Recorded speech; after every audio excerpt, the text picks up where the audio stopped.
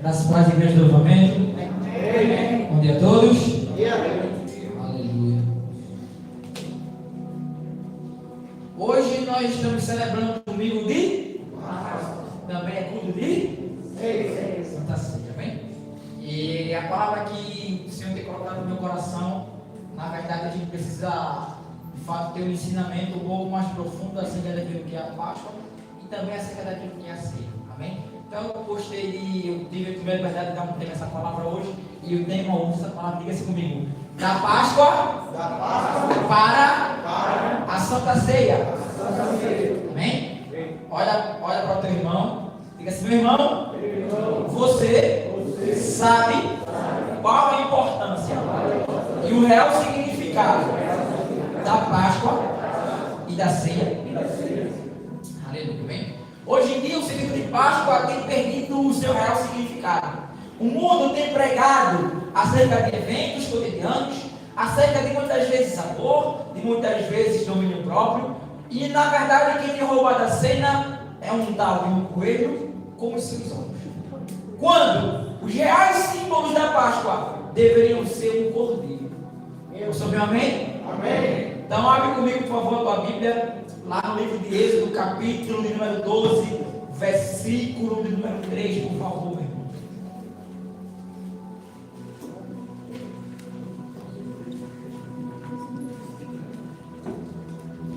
Êxodo, capítulo de número 12, versículo de número 3. Quem achou, vai dizer: eu amo meu irmão. Eu amo meu irmão. Glória a Deus.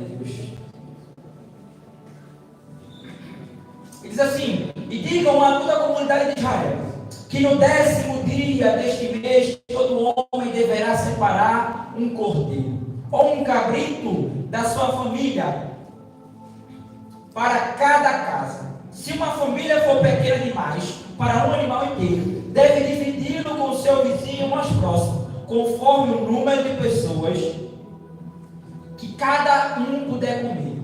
O animal escolhido será macho de 1 ano, diga-se comigo, sem defeito. E pode ser cordeiro ou cabrito. Guarde-o até o 14º dia do mês, quando toda a comunidade de Israel irá sacrificá-lo ao pôr do sol. Passe então um pouco de sangue nas laterais e nas vigas superiores das portas das casas, nas quais vocês comerão o animal. Naquela mesma noite comerão a carne assada no fogo, com ervas amargas e pães, diga-se comigo, pães sem fermento. Não comam a carne crua, nem cozida em água, mas assada no fogo, cabeça, pernas e vísceras. Não deixem sobrar nada até pela manhã. Caso isso aconteça, queimem o que restar. Ao comerem, estejam prontos para sair. Cinto no lugar, sandália nos pés e cajado na mão. Comam apressadamente, pois essa é a Páscoa, diga-se comigo, do Senhor. Versículo 12. Aquela mesma noite passarei pelo Egito e matarei os dos primogênitos, tanto dos homens como dos animais. E executarei juízo sobre todos os deuses do Egito. Eu sou o Senhor. O sangue então será um sinal para indicar as casas em que vocês estiverem. Quando eu ver o sangue, eu passarei adiante de vocês. A praga de destruição não os atingirá então, quando eu verei o Egito. E agora versículo 14. Este dia será então memorial, que vocês todos e seus descendentes celebrarão como festa ao Senhor. Celebrem-no como decreto perpétuo. Amém? Põe a mão no teu coração, por favor. Com a tua cabeça, fecha os olhos. Pai, eu te agradeço por esse momento, eu te agradeço por essa manhã maravilhosa, por cada um dos nossos irmãos que aqui estão, cada um dos nossos visitantes que vieram nos visitar, te dar honra nessa manhã. Muito obrigado por todos que aqui estão. Legado mentes e corações abertos para receber essa palavra. Senhor, que não venha ser eu, mas venha ser você que venha falar o teu povo. Que aquilo que eu estudei, que aquilo que eu preparei, Senhor, eu possa passar para eles a luz da tua palavra, a luz do teu conhecimento, pela tua unção, pela tua graça e pelo teu poder. Nessa manhã, eu repreendo todo e percebo toda a distração da autoridade que é no nome de Jesus. E declaro que a tua igreja será daqui alimentada em nome do Senhor Jesus. E a igreja ela diz: amém. Aleluia. Igreja, como nós sabemos, né? Tá legal? O sentido de Páscoa tem perdido o seu real significado, né? Tem um coelho, tem sido 4 humanos, junto com seus ovos de chocolate, né? E as pessoas geralmente dizem que o coelho foi colocado simbolizando a fertilidade, né? Os ovos simbolizam a nova vida, né? E o chocolate, na explicação mais clara, mais cabível é isso, porque aquilo que Deus tem pra gente, aquilo que a Páscoa significa, deveria ser algo doce. Amém? Mas na verdade, se você for olhar, igreja, tudo isso é algo para movimentar o comércio secular. O real sentido da Páscoa não é isso. Posso ver glória a Deus, igreja? Então eu vou falar um pouco sobre o que era a Páscoa. Deus, ele deu uma promessa a Abraão, que Abraão seria pai de nações. Certo? E também ele avisou para Abraão: olha, o teu povo vai ser subjugado. Os teus filhos, a tua descendência, ela vai ser presa. E ela vai ser tida como escrava. Mas Abraão, não te preocupa, eu punirei a nação que fizer isso com eles. Você ouviu, amém? Então ali a gente teve ali, Abraão teve seu filho Isaac teve seu filho Jacó e Esaú. E Jacó teve 12 filhos. Amém? E um deles era José. José foi traído por seus irmãos e vendido como escravo a alguns mercadores ismaelitas. E esses mercadores ismaelitas foram para onde? Quem falou Egito? Foi para o Egito. E José foi vendido a um homem chamado Potifar, marido de Potifera. E ali José, vendido como escravo, começou a servir a Potifar. E a Bíblia diz que por causa de José, toda a casa de Potifar passou a prosperar. E depois Potifera quis ali devorar José, que está decidido, longe de me pegar com o Senhor. E ali fugiu, e a gente sabe que o rei da história, que ela mentiu, disse que ele queria ter relações com ela, e José foi preso, né? E detalhe, a gente, eu gosto muito de algumas curiosidades históricas, etc. Naquela época, a pena para o adultério seria morte, e não prisão. Então, estudiosos contam que José foi preso porque Potifar sabia onde é que ele tinha. Sabia que José não ia lhe trair. Mas, para zelar pela sua imagem, ele precisaria punir José, amém? Por isso, José, de fato, foi preso. Mas isso aí, de fato, a gente não vai ter algo claro na Bíblia referente a isso. Isso é um conto histórico pelos aqueles que estudaram, né, a cultura egípcia. Posso ouvir amém, igreja? Enfim, José ali precisou estar no Egito, precisou ir para a prisão, porque da prisão ele iria para onde, igreja? Como governador de todo o Egito. Isso foi necessário para que o povo de Deus tivesse alimento, para que a linhagem de Abraão pudesse ter seguimento. Era necessário ter alguém lá no Egito, e José foi a pessoa que fez isso acontecer. Amém? Então o povo, né, de Jacó foi ali agora morar no Egito quando teve o ano das vacas magras. Foram 7 anos e etc. E ali, enquanto aquele faraó viveu, enquanto José viveu, os filhos de Jacó tiveram uma vida abençoada, tiveram uma vida, né, eu posso dizer, honrosa, amém? Pelo fato de José também ser o governador do Egito. Mas depois que morreu aquele faraó, depois que morreu José, a Bíblia diz que surgiu um novo faraó que não conhecia a Deus e nem a José. Na verdade, em algumas traduções fala assim, surgiu um faraó que não conhecia a José e nem o Deus de José. Olha para quem está falando assim, aí.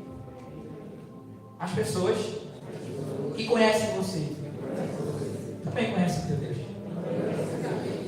Você ouviu amém? Você é o responsável por fazer o seu Deus conhecer.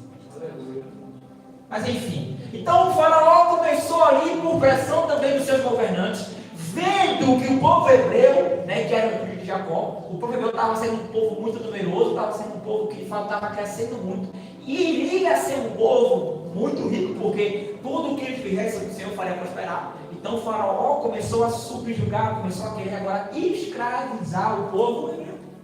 Então nesse momento de escravidão, o povo começou a clamar, o povo começou a chamar por Deus, e Deus levantou um homem chamado Moisés para libertar o povo de Israel. E agora a Páscoa vai acontecer na última praga. Foi necessário acontecer pragas para que o povo pudesse sair, para que o faraó pudesse libertar o povo. E na última praga, onde seria, né, onde muitos chamam de um anjo da morte, né, não é? Né, onde dizem, pastor, ali é o demônio. Outros dizem, pastor, gente, é bem simples. Do mesmo modo que Deus enviou um anjo para lutar pelo povo, Deus pode enviar um anjo para ferir uma nação. Então, é algo, amém? Opinião minha. O Deus falou assim, olha, eu vou mandar um anjo. E esse anjo vai ver como um sinal. O sangue é onde? Né? Aqui chama de ilharga. No Brasil chama de portal, arco, já ouvi chamar de arco. Não sei nos outros estados. Né? Mas enfim. Então, Deus ele falou, olha, eu vou libertar o povo. E para vocês poderem sair, eu vou fazer uma última praga. Essa praga vai ser o anjo, vai passar e vai tomar, e vai ceifar todo filho primogênito. Só que nas casas que vocês colocarem o sangue do cordeiro, esse anjo ele vai passar por cima, vai passar sobre, ou seja, esse anjo não vai executar juízo. Por quê? O que é que serviria aquele sangue? Aquele sangue, como você falou aqui, serviria para Deus identificar, para o anjo identificar quem eram os que tinham aliança. Você ouviu amém, igreja? Amém. Glória a Deus por isso. Então, se eu for falar agora de um contexto histórico, né? A gente vê que, de fato, a Páscoa, ela foi instituída como algo onde o Senhor faria o povo sair do Egito com o marco. E qual foi o marco? Foi a morte dos primogênitos. Você ouviu amém? Amém ou não amém? Só que o povo ia se livrar dessa morte, a família está segura através da morte de um cordeiro. Então esse cordeiro morreu, serviu de alimento para o povo e também serviu de um sinal para que aqueles que tivessem aliança teriam sangue exposto na sua morte. Glória a Deus, igreja. Então, se eu for falar agora de modo né, histórico naquela época, a gente pode falar que a Páscoa foi um fato que marcou a libertação do povo hebreu, do lugar onde eles eram escravizados, do lugar onde eles eram maltratados. A palavra do Senhor também fala, lá no livro de Deuteronômio, capítulo 16, versículo 3, que Deus institui a Páscoa como um memorial anual, onde as pessoas iriam comer a carne do cordeiro, iam comer batata assada com água e sal. Por quê? Simbolizaria a lágrima e o suor do povo hebreu enquanto eles eram escravos. Tinham também que comer aquilo com um pão sem fermento. Mas se você for olhar, o ingrediente do pão com fermento e do pão sem fermento era o mesmo. O que mudava, sabe o que era? O tempo. O pão sem fermento deveria ser tirado do fogo antes. Por quê? Porque o fermento aqui simboliza a cultura, simboliza o orgulho, simboliza a soberba que o povo do Egito estava começando a colocar no coração do povo hebreu. Então ele falou assim, olha, antes de vocês receberem algo do mundo, tira o pão do fogo. Então o pão precisaria ser comido sem fermento. E também com ervas amargas. Por quê? As ervas amargas também simbolizariam também o sofrimento do povo hebreu enquanto estava no Egito. Então todos os anos Deus falou assim, olha, vocês vão fazer isso todo ano, para se lembrar que eu tirei vocês do Egito, que lá vocês sofriam, mas aqui vocês são felizes, aqui vocês são abençoados, aqui eu estou com vocês. Nossa, glória a Deus. Então todo ano um cordeiro ele era morto, ou não, né? Por família. Então vamos imaginar ali, na época de Jesus, imagina agora umas 150 a 170 mil pessoas que eram os judeus que viviam fora de Jerusalém, né, nas demais regiões do Império Romano. Então eles iam agora para Jerusalém todos os anos e cada um levava o seu cordeiro. Exceto aqueles que moravam muito longe. Então aqueles que moravam muito longe, quem que lembra daquela história? Se eu não me engano, é em João capítulo 13 ao capítulo 12, que Jesus vai lá no templo, entra e expulsa os mercadores do templo. Quem é que lembra dessa passagem? Jesus expulsou esses mercadores porque eram aqueles que vendiam, faziam câmbio de moeda e de imagem. Por quê? Quem morava muito longe de Jerusalém não tinha condição de levar um animal. Por quê? Muitas vezes tem que levar o seu filho, sua filha, suas coisas para passar dias. Então, ou seja, eles não, para eles era mais cômodo levar um dinheiro, chegar lá no templo, Adriano, comprar um cordeiro, o cordeiro que ele comprasse, ele ia lá e sacrificava. Então lá no templo tinham pessoas que vendiam moedas, porque uns iam ter as moedas judaicas, ou então iam levar algumas coisas que eles cultivavam, iam levar alguns animais de pequenos portes, ou seja, ou então talvez ouro, e chegando lá eles compravam uma moeda romana, e com a moeda romana eles iam lá e compravam o animal. Então imagina agora 160 a 170 mil pessoas, cada família, né, comprando ali o seu cordeiro. E o cordeiro era morto pelo sacerdote. Então imagina agora a quantidade de sacerdotes daquele templo e a quantidade de sangue que seria derramado, porque o sangue tinha que sair por completo daquele animal. Historiadores dizem que os rios e riachos de Jerusalém passavam meses e meses vermelhos por causa do sangue dos cordeiros que eram mortos. Todos os anos. Só que é que está. Quando um pai ele separava o seu cordeiro, tirava ali, ela disse que tinha que ser um cordeiro sem defeito, um macho, amém? Sem defeito. Então aquele cordeiro era separado por quê? Porque se ele ficasse no meio dos outros, ele poderia se sujar, ele poderia se ferir, ou ele poderia até mesmo se perder, amém? Então aquele cordeirinho que era separado com um ano, ele era levado para onde? Para dentro de casa. Então o pai dele, ele ia cuidar dos preparativos para matar o animal, para poder trazer para casa o preparativo para fazer esse pão, ia colher as ervas, e a mulher ela ia preparar a casa para receber todo aquele ritual. Então o pai e a mãe iam estar ocupados. Quem ia cuidar do cordeiro? O filho. Então o filho ia pegar aquele cordeirinho com seu pai e ia passar 10 dias cuidando dele. 10 no 14. No 14º dia, o pai ia pegar aquele cordeiro que o filho cuidou, mas agora uma criança, 10 anos, 11, cuidando de um cordeirinho. Será que ela se pegaria ele? E agora o pai pega aquele cordeiro e o mata. E dá para aquela criança também comer aquele cordeiro que ela mesma. Você olha agora, poxa, pastor, isso aí parece algo muito malvado, né? Gente, deixa eu te falar uma coisa. Cordeiro não era morto por opção. Cordeiro era morto por um sinal de libertação. Você ouviu amém? Amém? O cordeiro foi morto pelo meu e pelo teu pecado. Você está entendendo? Glória a Deus. Então a Páscoa ali ela foi instituída como um símbolo anual, onde o povo ia se lembrar do quanto que eles sofriam, do quanto que eles eram escravizados e daquilo que Deus fez por eles. Posso ouvir um amém, igreja? Amém. Então se eu for olhar agora, no contexto, cultural, como festa, de fato, o Senhor solicitou, a gente vê no capítulo 12, versículo 13, e o versículo 14, que Deus falou, olha, vocês vão fazer isso todo ano. Isso será para vocês um memorial. Vocês precisam fazer isso para se lembrar daquilo que eu fiz. Então nós vemos aqui que a Páscoa era a sombra do que alguém seria na minha e na tua vida. Se você for olhar para a Páscoa, um cordeiro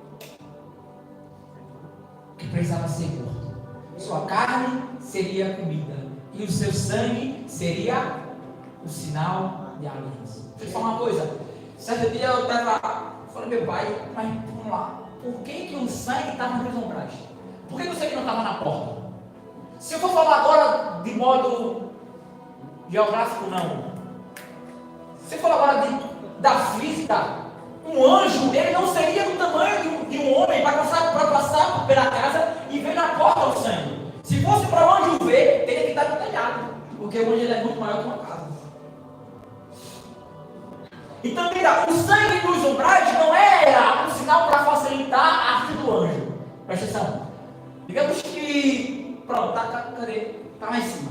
Nosso irmão Azaf, ele é português, amém? Mas ele também é brasileiro. Então, Azaf ele vai crescer e vai comer ovos moles.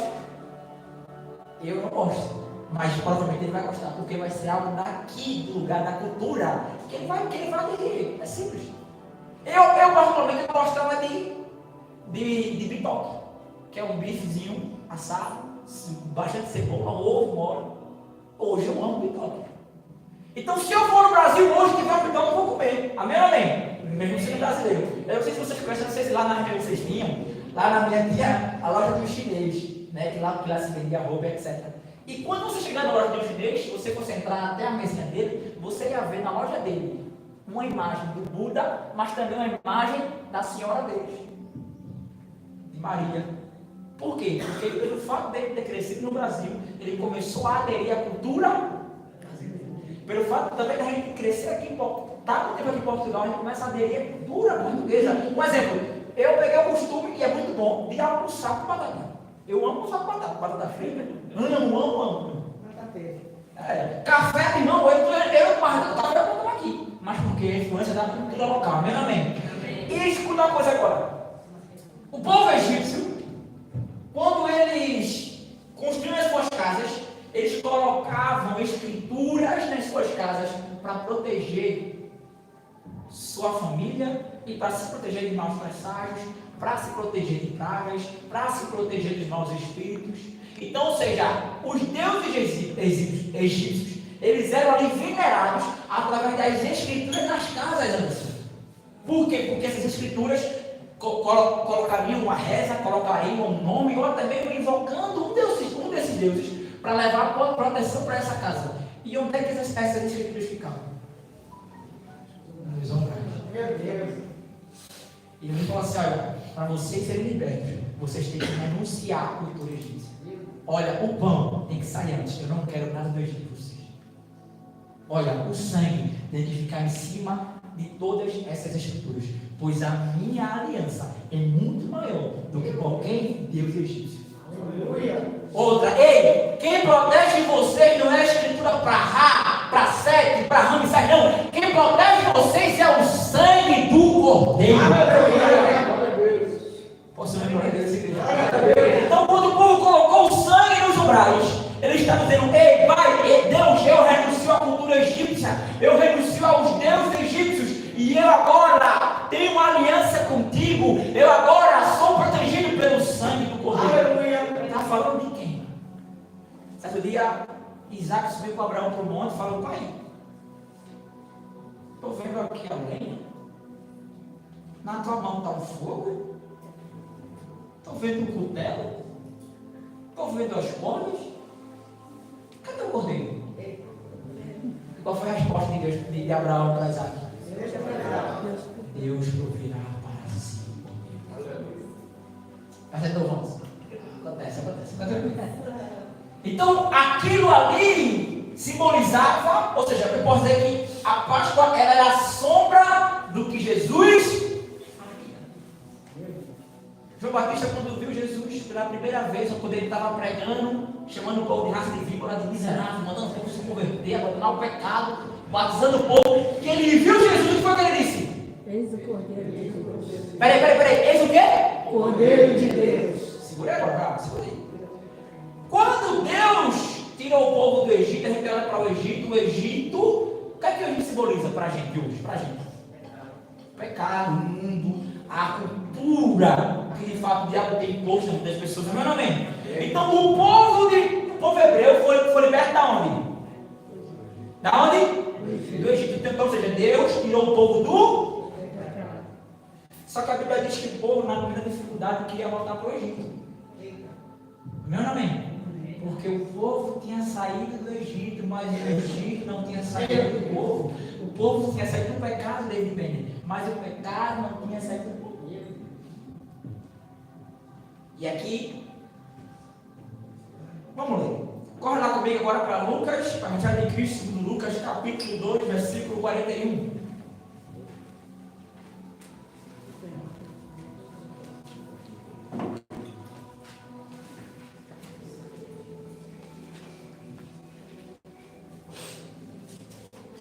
Quero te mostrar uma coisa. Quem achou vai dizer, olhando para a pessoa que está ao teu lado, diz assim: ou você, meu irmão. Oh, glória a Deus.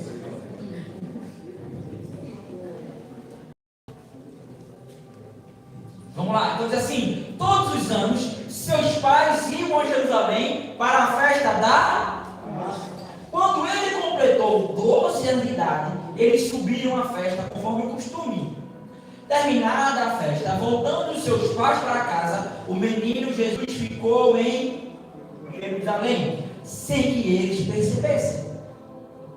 Versículo agora 45. Não o encontrando, voltaram então a Jerusalém para procurá-lo. Depois de 3 dias o encontraram no templo, sentado entre os mestres, ouvindo e fazendo-lhe perguntas. Vai para cá agora. Jesus tem quantas anos de idade? 12 anos de idade. Se a gente for estudar na cultura judaica, no tempo de Jesus, uma criança, ela chegaria à maioridade, sendo homem, com 13 anos de idade. Se fosse mulher, seria com 12. E Jesus aqui, antes de alcançar a maioridade, faltando 1 ano para ser responsável, faltando 1 ano para se considerar de maior, ele foi sacrificar com seus pais. Seus pais voltaram e ele... Presta atenção agora. Versículo ali... 49. E ele perguntou: por que vocês estavam me procurando? Não sabiam que eu deveria estar na casa do meu pai? E outras traduções, ele fala assim: acaso vocês não sabiam que eu deveria estar tratando de assuntos relacionados ao meu pai? Com quantos anos de idade eu poderia ser separado para ser sacrificado? 1 ano.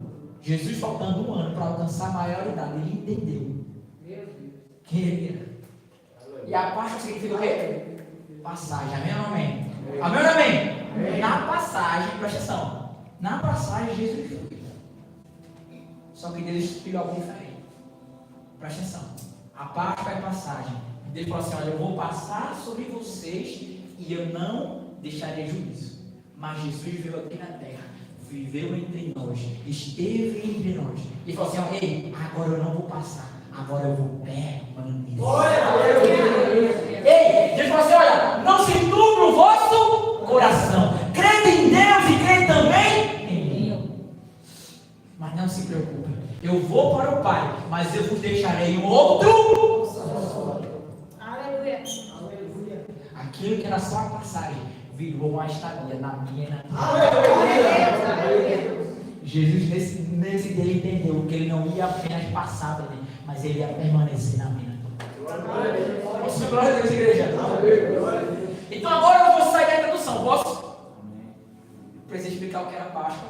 E agora eu preciso fazer uma transição entre a Páscoa e a ceia. Posso glória a Deus mais uma vez, igreja? Vamos lá. Agora, aí em Lucas, pula agora para o capítulo de número 22, versículo de número 16. Corre comigo.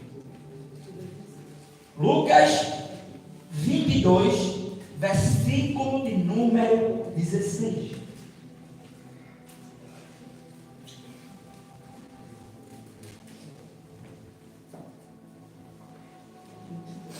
Não, melhor. Vamos ler a partir do versículo 7 para que a gente leia de fato a história por completo. Posso ouvir um amém? Então vamos lá. A Bíblia diz assim: finalmente chegou o dia dos pães sem fermento, no qual deveria ser sacrificado o que, igreja? O Cordeiro Pascual. E Jesus enviou então Pedro e João, dizendo: vão preparar a refeição da Páscoa. Onde queres que nós a preparemos?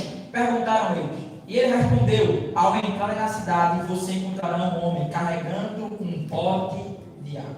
Sigam até a casa em que ele entrar.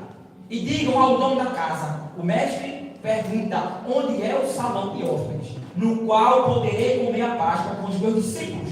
Versículo 12. E ele nos dará uma sala ampla no andar superior. Diga assim comigo: toda mobiliada. Façam então ali o preparativo. Olha para cá. Gosto muito da tese, né, que as pessoas dizem que Jesus, quando ele mandou eles para ir para esse lugar, quer dizer que ele já tinha alugado esse salão para se fazer aquele culto. E isso vai contra o que muita gente diz, que Jesus era um ministério pobre, era um ministério brincando. Jesus era um ministério rico e abençoado. Por quê? Porque Jesus tinha tesoureiro. Alguém aqui precisa ter tesoureiro? Não, né? Só precisa ter tesoureiro quem tem muito. Amém? Amém. Como Jesus está. Glória a Deus. Então, escuta uma coisa. Jesus, ele planejou uma reunião. E detalhe, ele alugou um salão amplo e assim, mobiliado. Você está. Presta atenção agora. Versículo agora 13. Eles saíram e encontraram tudo como Jesus lhe tinha dito. Então prepararam a Páscoa. Quando chegou a hora, Jesus e os seus discípulos reclinaram-se à mesa. Olha para cá, esse reclinar à mesa quer dizer que era o costume do povo judeu sentar na mesa e se encostar na mesa com o cotovelo esquerdo, dando meio que uma virada para o lado direito. Por quê? Como homens livres e libertos. E é por isso que João ele fala, João vê uma certa que Pedro faz sinal para João perguntar quem iria atrás de Jesus. Por quê? Porque quando Jesus estava assim, quem que estava na sua direita? João. E Pedro, se ele estivesse à sua esquerda, Pedro poderia falar, ele veio falar para Jesus. Só que naquela época a mesa era uma mesa ampla, de modo retangular. Amém? Quando uma pessoa, que era o mestre, o ancião, etc. da casa, ele iria preparar a mesa, ele dizia quem iria sentar nos lugares. Então, no lugar direito ficaria a pessoa de mais intimidade, a pessoa mais próxima, geralmente seria a esposa, geralmente seria a mulher amada, amém? No lado esquerdo ficaria a pessoa onde teria a posição de honra, geralmente poderia ser um convidado, poderia ser um visitante, ou até alguém da família que ele quisesse honrar naquele momento. Amém? Então ia seguindo assim. A primeira pessoa que teria mais intimidade ficaria no lado direito. Depois dela, a que tivesse mais, a segunda com mais intimidade. E do mesmo modo do lado esquerdo. Então, ou seja, do lado esquerdo ficariam os que receberiam honra, e do lado direito ficariam aqueles que tinham intimidade. Então, para Pedro fazer sinal para Jesus, Jesus estava dando uma lição de moral a Pedro. Ei, se você quiser ser o primeiro, seja o último. Fique lá no final, no lugar de menos um. Quem conhece a história de Pedro sabe que Pedro era meio alvoroçado, não era? Então, segundo alguns estudiosos dizem que Jesus estava dando uma lição de moral a Pedro. Olha, tu vai liderar eles, mas para tu liderar eles, tu tem que entender que tu é o servo deles, e não o Senhor. Nós ouvimos amém, igreja? Então, para dizer que João fala assim, que Pedro faz sinal para o discípulo amado. Quem era discípulo amado? João. Então, João aqui agora, do lado direito de Jesus com o cotovelo esquerdo na mesa. A Bíblia diz que João encosta seu ouvido no peito de Jesus. Ali ficou fácil, era só encostar no peito e levantar aqui. Jesus quem é? Aí Jesus fala, aquele que eu molhar um bocado de pão no vinho e der a ele. Então, geralmente, presta atenção agora, a pessoa, o mestre que estava ali, geralmente era ele que servia as refeições, ou ele comeria primeiro, após ele comer, todo mundo iria comer, amém? Então, Judas estaria do lado dele, por quê? Porque Jesus pegou, molhou o pão e deu a Judas. Para ajudar o pão, quem estava do lado dele não seria João, porque João conta a história e disse que deu a Judas. Então, para Jesus usar com a mão dele, dar a Judas, Judas estava onde? No lugar de maior honra. E mesmo Jesus sabendo que Judas ia o trair, ainda assim tentou alcançar o coração de Jesus. Ainda assim honrou a Judas. E muitas vezes eu e você, quando sabemos que alguém errou com a gente, quando vemos que alguém falha com a gente quer escolher a pessoa da nossa vida. E Jesus olhou para o seu traidor e falou, ei, hoje eu vou te dar a maior honra. Deixa eu te falar uma coisa. O amor do Senhor na vida da tua vida, Ele não olha para as situações, Ele não olha para posições, mas Ele olha para o propósito que nós temos. E detalhe, meu irmão, Jesus falou para Judas, o que tem que fazer? Faz logo. Sabe por quê? Porque também era necessário que assim acontecesse. Mas quem somos eu e você para deixarmos de amar alguém que o Senhor? Quem somos eu e você para dizer que merece ou não ser amado pelo Senhor? Quem somos eu e você onde nós estávamos quando Deus criou a terra, preparou tudo para mim, para você, inclusive para aquela pessoa que te feriu? Acaso nós queremos ensinar o Senhor a amar? Mas ainda assim Ele nos amou. Ainda assim Ele pagou o meu e o teu pecado. A Bíblia diz lá em Isaías 53 que o castigo que nos traz a paz estava sobre as suas feridas, nós fomos sarados. O versículo 7 diz que Ele, como ovelha muda, como cordeiro mudo, foi levado ao matador e não deu uma palavra. Se Jesus, que era Jesus, sendo fiel, sendo Deus aqui na terra, não falou nada, para quem cuspir na sua face. Por que você quer nos falar? Por que você quer nos justificar? Olha, deixa eu falar uma coisa. O lugar do teu velho homem é morto, sendo subjugado pela palavra. Se você quiser justiça própria, se você quer ser justificado, deixa eu falar uma coisa, fica tranquilo. Se é isso que você quer, a Bíblia diz lá em Mateus capítulo 6, os fariseus queriam ser honrados e por isso oravam em praça pública, jejuavam em praça pública. Sabe o que ele falou? Fica tranquilo que a recompensa deles é essa, ele já recebeu. Mas Cristo falou assim: ei, felizes os humilhados, pois eles serão exaltados. Então, uma coisa, não é você que vai se exaltar, não é você que vai se glorificar, você não precisa se justificar, desde que Ele faz isso com você. Aleluia.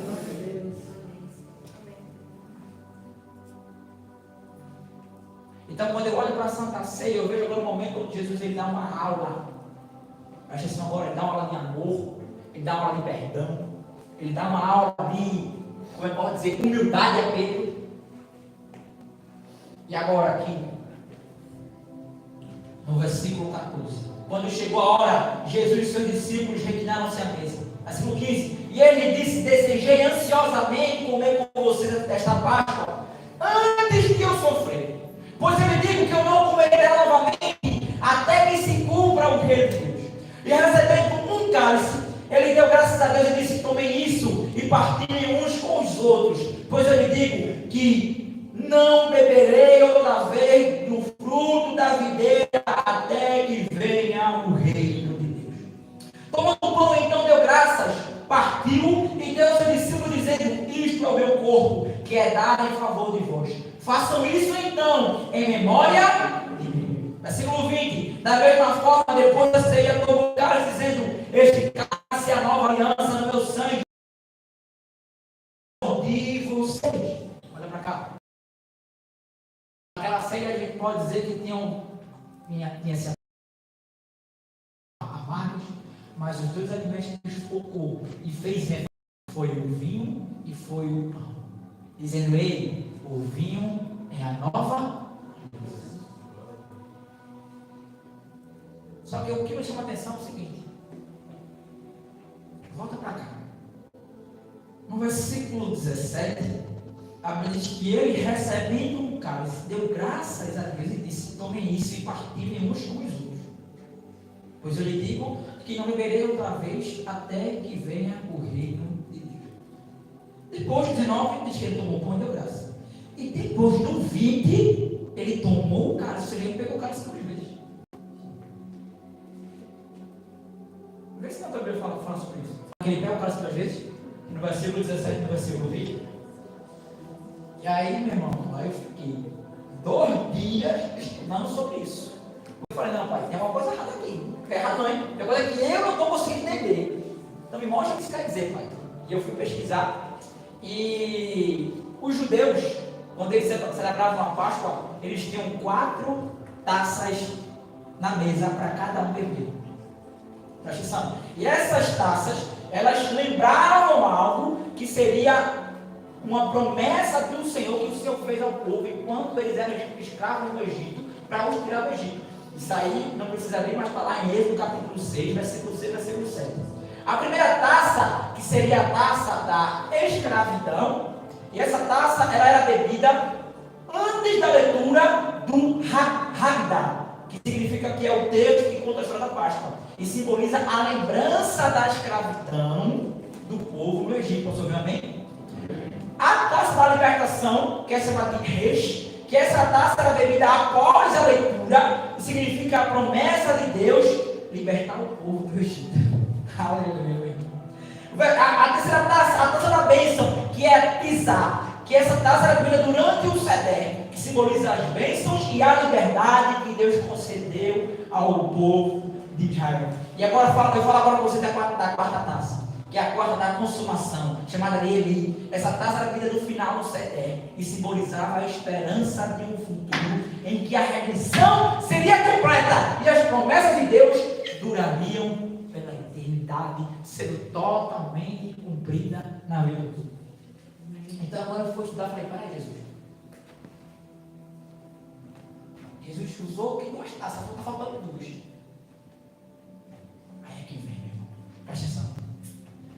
Taça que lembraria o povo da escravidão. Para que servia a Páscoa? Para lembrar que o povo foi liberto da escravidão. Você ouviu amém? Então essa foi a primeira taça que Deus pegou. Falou assim: olha aí, tome, partilhe aí uns com os outros. A segunda taça, que é a promessa de Deus libertar o povo. E sabe qual foi essa promessa? Versículo 20, vamos ler outra vez. Da mesma forma, depois da ceia, tomou o cálice, dizendo: este cálice é a nova. Ei, eu prometo que vou libertar você através de uma nova. Através de novo pacto, através de novo conselho. Mas aí falta duas taças. E a Bíblia diz que Jesus, quando após a ceia, ele fala que alguém ia o trair, ele fala que ele ia sofrer, e o povo começou a ficar cabisbaixo. E agora Jesus, sabendo que ia sofrer, também ficou entristecido, discípulo triste, ele falou: não, pessoal, vamos fazer o seguinte, eu não quero aqui que eu vai de verdade, não. Vamos cantar uma canção, vamos sair. Vamos sair para o monte das Oliveiras. Chegando lá, ele foi no Getsemane. Getsemane deu: pai do bem, se possível, afasta de mim. Meu Deus. É o terceiro cálice. Sabe qual é esse cálice? A taça da bênção. Esta taça é bebida durante o ceder. As bênçãos e a libertação de Deus, que Deus concedeu ao mundo. Como é que Cristo nos abençoou? Morrendo na cruz. Como é que Ele nos libertou? Morrendo na cruz. Na segunda taça, lá em Lucas, ele fala assim: ei, eu te prometo que eu vou constituir uma nova aliança. Então, da segunda para a terceira taça, uma era a promessa e a outra seria o cumprimento da promessa. Aleluia. E Cristo falou: pai, se possível, afasta-me esse cálice, mas contudo, seja feita a tua. E ele subiu lá na cruz e bebeu daquele cálice. E agora, sabe qual que é a quarta taça? A taça da consumação. E Cristo falou aqui: fiquem tranquilos que eu não vou beber do fruto da videira até que chegue o dia do reino do Senhor. Lá em Apocalipse fala que haverá um grande banquete. Em que eu e você estaremos assentados à direita do Todo-Poderoso e haverá uma grande ceia, meu irmão. Aleluia! Deixa eu falar uma coisa. Então estou te mostrando aqui a Páscoa aponta para quem? Jesus. Só que agora aqui, Jesus instituiu algo. Fazer isso em memória dele. Então agora Cristo falou assim: olha, você não precisa mais matar um cordeiro, você não precisa mais fazer um banho de sangue na cidade, você não precisa mais sair de onde vocês estão para Jerusalém para sacrificar, porque eu sou o cordeiro, porque eu vou morrer na cruz por vocês, porque eu vou pagar o pecado de vocês. Então o cordeiro não vai ser morto. Agora o que vocês precisam não é fazer mais uma vez por ano, mas ele fala: toda vez que forem ceiar, façam isso em memória de mim. Por isso que na Páscoa fala de passagem, e na ceia fala de comunhão, fala de intimidade, de permanência. Porque toda vez que nós vamos ceiar, toda vez que a gente chegar aqui para pegar o pão e pegar o suco, a gente lembra daquele que morreu no meu e no teu lugar. Então ele não vai ser lembrado apenas uma vez por ano, mas todas as vezes que você for ceiar, que você for se relacionar com a sua família, você vai lembrar de Jesus. Aleluia. Por isso que ele permanece. E ele não só passou. Posso ser glória a Deus, igreja? Glória a Deus. 1 Coríntios capítulo 11, corre lá comigo. Vocês estão entendendo, igreja? Amém.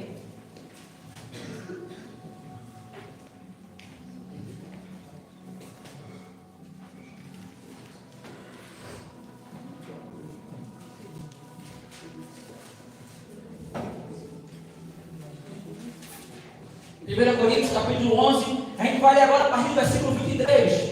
Quem achou vai dizer: eu amo meu irmão.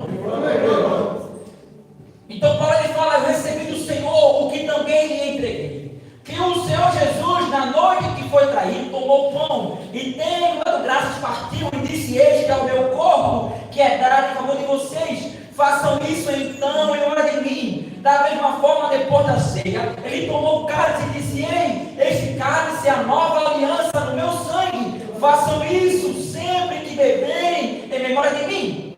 Porque sempre que vocês comerem deste pão e beberem deste cálice, vocês anunciam a morte do Senhor até que ele venha. Então, a Páscoa serviria para lembrar o povo do cordeiro que foi morto, do Egito onde eles estavam, da libertação que eles saiu, mas Cristo, através da ceia, ele é lembrado. O cordeiro foi morto no Egito para libertar o povo de Israel. Cristo morreu na cruz para libertar todo aquele que cresce, pois ele seria salvo. E aquele que não cresce já está condenado. Então, presta atenção agora. Quando eu olho para a Páscoa, eu olho para uma cultura que foi enraizada na sociedade judaica, que serviria para os judeus. Mas se eu e você quiséssemos comemorar a Páscoa no literal, precisaria matar um cordeiro.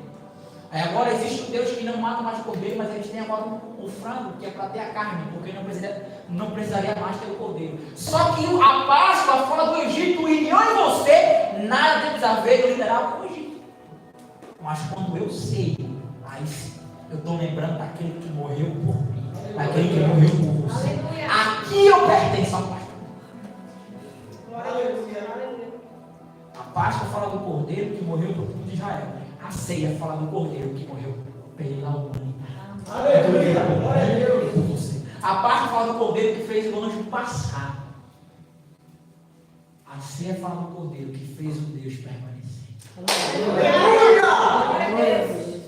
A Páscoa fala do pão que não tinha fermento e me alimentou por momentos. A ceia fala do pão, lá em João capítulo 6, 56. Cristo falou assim, ó, eu sou o pão da vida. Aquele que come de mim jamais terá fome. Aleluia. Glória a Deus. A Páscoa fala de um sangue que foi colocado nos umbrais. Lembra aquelas escrituras de proteção?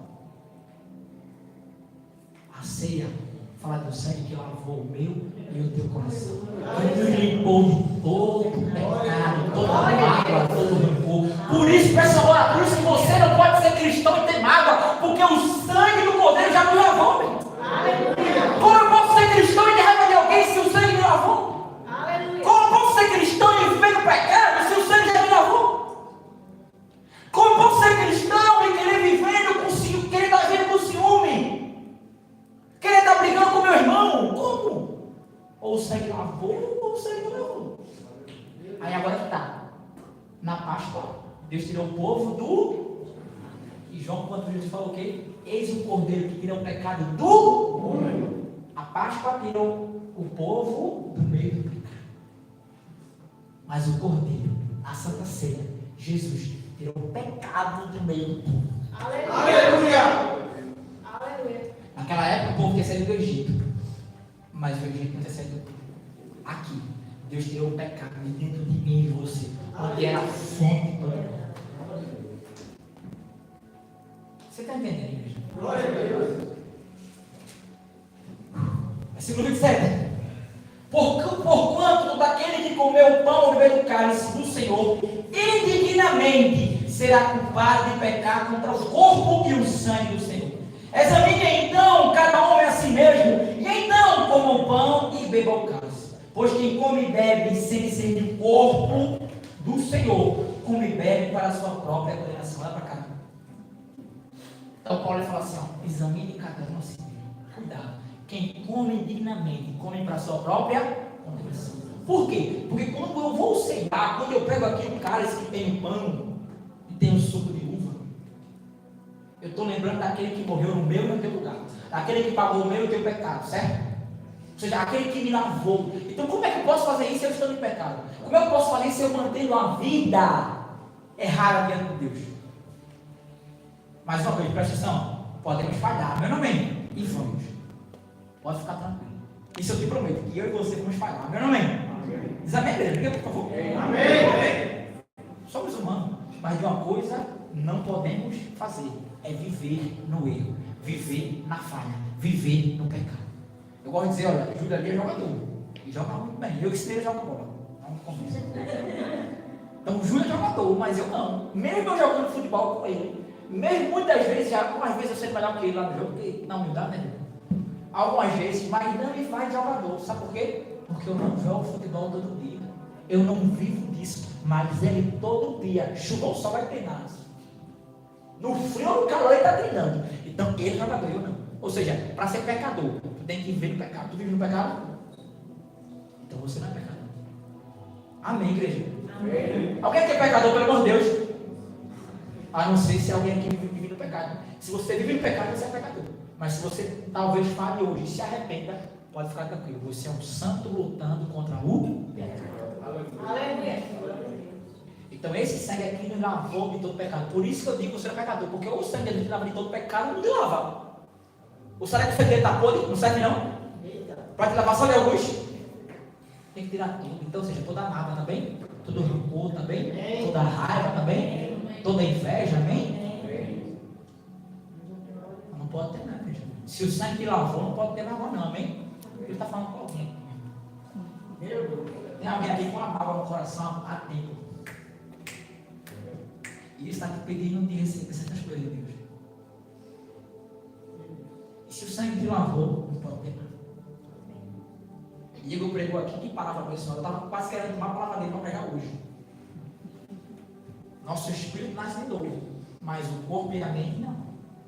Então a mente tem que ser renovada. Ou seja, eu tenho que mudar o meu modo de pensar pela palavra.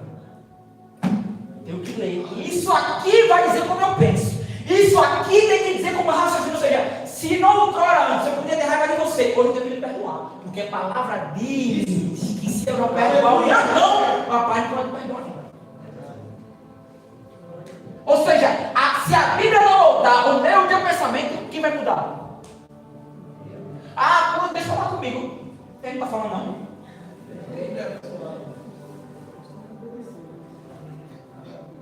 Então, ou seja, o meu espírito vai ser novo, mas a minha mente não. Ela precisa ser renovada. E a minha carne, ela tem que ser subjugada, ela tem que ser sujeitada, ela tem que ser forçada a servir a Deus. Toda manhã eu venho para a igreja orar. E eu não quero.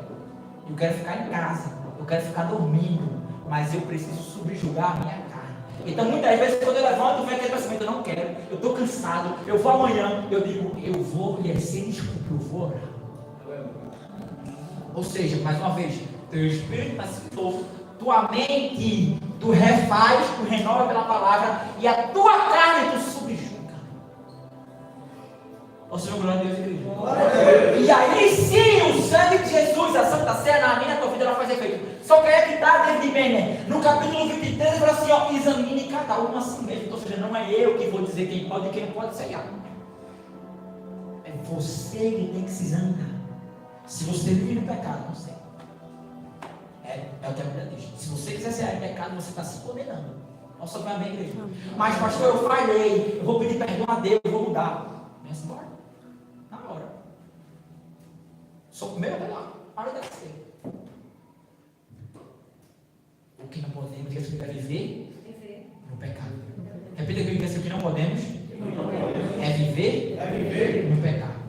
Só que aí, olha, o 29 ele fala assim, ó, pois quem come e bebe sem discernir o corpo do Senhor, come e bebe para a sua própria condenação. Aí agora, olha o que ele diz, por isso entre vocês há muitos fracos e doentes, e vários até já morreram, porque estava ceando, sem discernir o que era o corpo de Cristo. E eu pergunto a vocês, você sabe o que é o corpo de Cristo? Ah, porque Jesus disse que o corpo é aquilo que foi dado em favor de mim e de você. De fato, simboliza ali o corpo dele que sofreu. Amém. Só que é o seguinte, na Páscoa, para que serviria o pão? Para alimentar o povo. O que era feito com o pão? O que era feito com a carne do cordeiro? Então, quando Cristo pegou o pão na ceia, ele falou assim, olha, esse é o meu corpo, que é nada em favor de vós. Cristo está falando de quê? Alimento.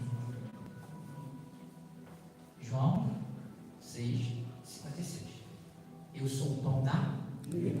Aquele que comer de mim jamais morrerá. Então, ou seja, se Jesus não for o teu pão diário, se Jesus não for o teu alimento diário, tu está se alimentando de quê? O que é que está te nutrindo? O que é que está te trazendo nutrientes? O que é que está te fortalecendo? Por isso que ele fala, se você ceiar sem entender o corpo de Cristo, porque o corpo de Cristo tem que ser alimento para mim e para a tua vida, porque não é vir ceiar uma vez só e está tudo bem, não. É quer dizer que eu vou ceiar, que eu vou comer do pão e beber do suco. Mas eu tenho que entender que eu tenho que comer do pão de Jesus todos os dias. Ou seja, eu tenho que ter relacionamento, eu tenho que buscar Ele, eu tenho que orar, eu tenho que ler a palavra todos os dias da sua bênção da ceia. Então, se você não ora todos os dias, se você não lê a Bíblia todos os dias, você não entendeu o que é o corpo de Cristo. Detalhe, isso é pior do que comer dignamente. Porque quem come dignamente está vivendo no erro, talvez comeu ali sem saber, ou talvez por algum momento ali, deu vontade e foi lá comer. Mas quem come sem sentir o corpo, que é aquele que está todo dia ceiando, aquele que está todo dia lembrando de Jesus, mas não tem comunhão, mas não se alimenta de Cristo. Então, meu irmão, deixa eu falar uma coisa: Jesus tem que ser o meu e o teu alimento diário. É você perguntar a Ele: Jesus, o que é que tu faria nessa hora? É quando chegar no trabalho e ver uma situação onde o diabo quiser se levantar para você se estressar, é você se imaginar: Jesus, me alimenta agora, o que é que tu faria nessa hora? Será que ele falaria um palavrão penal? Será que Deus mandaria o chefe para aquele canto? Será que Jesus ouviria uma conversa indecente e daria um sorrisinho de lado? Responde, igreja. Às vezes era um relacionamento, né? Às vezes está o varão falou, aí o varão deixa atrás de cima da cama, ou vão lá uns pratos direito, aí o varão reclama, aí o varão fica falando aqui comigo. Jesus gritaria igual a você. Vai pra cá, Jesus, vai pra cá. Jesus gritaria igual a você. Ah, o pastor não pregou aquilo que eu gosto. Jesus fala isso.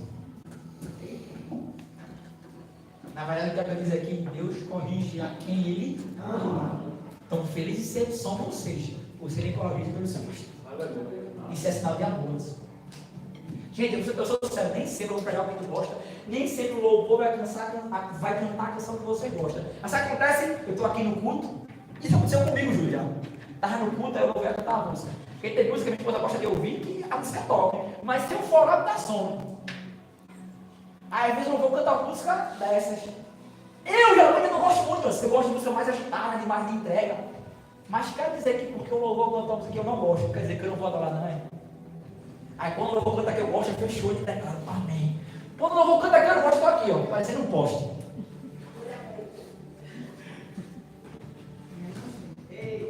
Jesus disse meu pão diário. Às vezes você briga com sua esposa, ou ela briga com você. Tá vendo aí, pastor? Porque tem dia que a gente puxa o coisa, mas tem dia que é ela, né? E detalhe, eu gosto de dizer assim, ó, que é a mulher que faz o clima da casa. Se a mulher acordar uma bênção, o homem pode estar estressado o que for, ela dá 2 beijinhos no homem, acabou-se o homem. Se a mulher acordar virada, você pode fazer o que for, meu amor. A melhor coisa a se fazer é sair de pé e dizer, ó, tá bom, o que você quer que eu faça? Só faça isso, mano. Eu estou mentindo, meus amados. Mas é sabedoria, sabe por quê? Porque se ela estiver estressada e eu quiser me estressar com ela também, está faltando alguém no meio. Vai dizer que você vai acordar, meu irmão. Querem dar chute na geladeira, querem jogar o carro na parede. Tem dia, tem ou não tem, igreja? Mas quando Jesus está na minha tua vida, eu pensei que ele faria isso? Ele diria isso? Aí eu vejo também que ela, imagina a minha esposa também, porque não é fácil aturar o pastor, não. Gente, eu sou aqui, eu sou uma pessoa legal, mas em casa, eu diria para ser eu me conheço, meu irmão. Ele fica falando, amor, por que ele faz isso, meu filho? Filha, tem coisa que você vai falar 1, 2, 3, 4, 5. Porque muitas vezes tem coisa que eu não vou atentar, ou então eu esqueço. Tem coisa que eu acerto hoje, Paulo. Amanhã eu erro.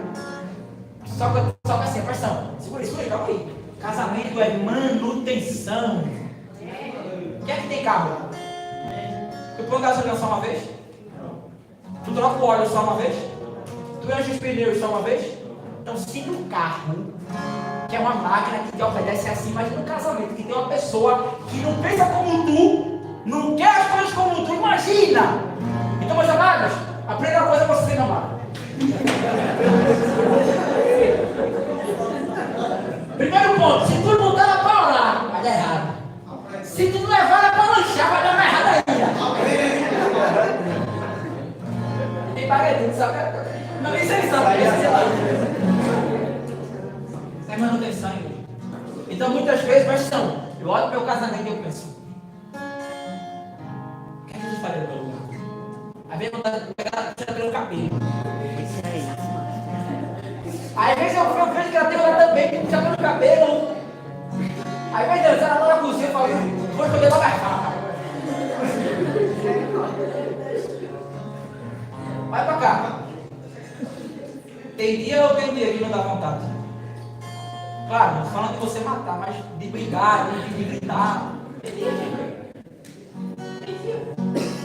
Então, quando Jesus está na minha e na tua vida, quando Ele está no meio do teu casamento, um dos dois vai ter que falar assim, ó. Pedro. Fui na garagem, fazer o peão. Isso eu falo do teu trabalho, isso eu falo da tua célula, do teu pai e da tua mãe. Para encerrar aqui, minha mãe ela tem uma opção de voto diferente da minha. E eu falo: mãe, não pode ser por aí, não pode ser por aqui, mas não tem quem tire isso da cabeça dela. Só que ela é minha mãe. Eu tenho que honrar minha mãe. Muitas vezes ela fala: meu filho, faça isso, isso e isso. Na verdade você não faço não, mas ela é minha mãe, eu tenho que fazer. Teve um dia, ontem eu liguei para ela, estava com azar, mas ela estava com o carro. Ela tira o capuz do menino, meu filho.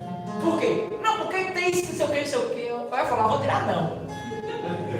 Eu ia falar, né? Mas ele falou: honra teu pai e tal. Se eu não tirasse, era um dia ruim aqui na terra. Gente, posso dar onde for. Meu pai, você fala assim: você começa de casa de gigante. Eu não saio de casa, porque eu aprendi que eu tenho que honrar o meu pai. Segunda-feira, estava conversando com o Lara, não foi lá.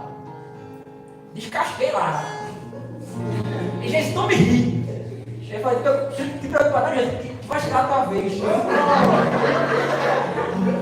Sabe por quê? Porque se Jesus estivesse no meu lugar, ele faria isso. Então, muitas vezes eu chego assim, meu irmão, e falo assim: ei, por que você fez isso? Não é porque eu quero, não, porque eu não corro em conflito. Por mim, irmão, eu vou tratar todo mundo bem, tá tudo bom. Me sabe, por mim tá tudo bom, o tempo todo. Mas antes, se eu não falasse o Ítalo, vai estar corrigindo. Eu posso estar matando ele. Porque a pessoa que está ali para corrigir ele sou eu. Então, quando eu posso chamar você, não é por mal, não. Quando ele falou na minha sala, não é por mal, não é por teu bem. Hoje o Júlio chegou, o Júlio vai ter tudo. Não, sei o que eu falei. Hã? De quem era a resposta? Sua ou de fulano? Ele vinha. Então, meu irmão, por quê, gente? Presta atenção. Quem está perto de mim vai precisar ser corrigido quando tem que ser corrigido. Eu vou elogiar quando elogio. Mas eu penso: o que é que Cristo faria no meu lugar? Então, se pergunta comigo agora, então. Quando chegar amanhã, tu acordar, antes de trabalhar, o que é que Cristo faria? Ia assistir na Netflix? Ou ele ia estudar? Ou ele ia orar? Jesus, antes da sua morte, ele foi orar.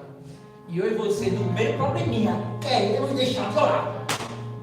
Vou orar não, porque eu estou com a cabeça para orar. Aí é que tem que se ajoelhar. Se eu estava com meu esposo, e ele falou: amor, muitas vezes a gente vai dobrar os nossos joelhos, sem falar nada, apenas para chorar. Então, se você não sabe o que tem que falar, se você muitas vezes não consegue nem falar, só dá para os seus joelhos e chore, que Ele conhece o teu coração. Mas Jesus no teu lugar, o que é que Ele faria? Existe um filme, o filme é O que Jesus faria. Eu vou assistir ele ainda hoje. Coloca lá, tem no YouTube. O que Jesus faria, meu irmão? Que filme? É uma tapa na minha e na cara de vocês, sobre o que é cristianismo e sobre quem Jesus queria que nós fôssemos, sem sermos sujos. Então, igreja, quando você for cear, você precisa entender que o pão é Jesus nos alimentando todos os dias. Ou seja, é Jesus dizendo para onde você vai amanhã. É Cristo dizendo o que você vai fazer hoje. Como você vai falar com o seu irmão. Se você vai perdoar ou não. Você ouviu a minha igreja? Então, Jesus falou assim: olha, a Páscoa está cumprida. Eu sou o Cordeiro. Eu vou morrer na cruz por vocês. Só que é que está antes da Páscoa.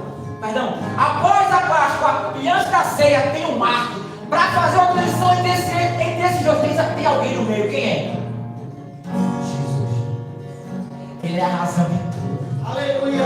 Ele é a razão do louvor estar aqui para tocar. Ele é a razão de eu estar aqui pregando, meu irmão. Ele é a razão de você ter se levantado cedo no domingo e ter vindo para cá para a igreja para orar comigo, para louvar o Senhor, para adorar Ele. Ei! É para Ele, meu irmão. É por Ele. Ele é o centro. Então quando você vai cear, não é porque você é santo, não é porque você pode, é porque você entendeu que Ele é o seu alimento. Você vai amém, meu irmão? Que Ele lhe lavou e derrubou todo pecado. Ei, se você não se converteu, se você se afastou, se você fraquejou, a hora é agora de voltar, pois é Ele que vai fazer na minha, na tua vida a obra. Pois é Ele que me fortalece, é Ele que me fortalece. Deixa eu te falar uma coisa, eu não estou aqui porque eu sou Superman, não. Pelo contrário, se for colocar na balança, eu erro mais que tudo aquilo. Porque quanto mais conhecimento, mais responsabilidade. Mas uma coisa para vocês, você conhecer no coração que vai buscar mais Deus, que vai buscar fazer mais. E você sabe, eu não sou o marido perfeito, não. Mas todos os dias eu procuro abraçar e dizer, amor, eu amo você. Todos os dias eu procuro ser um marido melhor. Você tem procurado ser um bom filho para sua mãe? Um marido para sua esposa? Uma boa esposa para o seu marido? Você tem procurado ser um bom discípulo para Jesus? Na escala ali de João, Pedro, Tiago, Bartolomeu, você está em que posição de discípulo? Descendo para Judas. Judas traz Jesus por 300 moedas. Muitas vezes nós nos saímos por uma série, por um descanso, por um cansaço. Ei, se eu for servir, eu vou. Se eu não for servir, se me der a oportunidade, eu vou. Se não me der, eu não vou. Obrigado, meu irmão.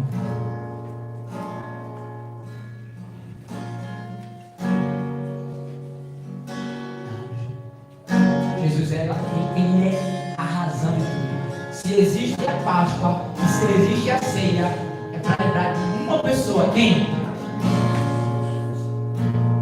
A Páscoa faria menção ao Cordeiro e a ceia faz menção também. Então, para você poder ligar, aí agora que a palavra vai fazer sentido, para você poder ligar a Páscoa à Santa Ceia, existe alguém no meio. Quem é? Jesus. Por isso que hoje você não precisa mais fazer a Páscoa, porque a Páscoa é uma vez no ano. Eu posso ceiar todos os dias, lembrando de Jesus com a minha família.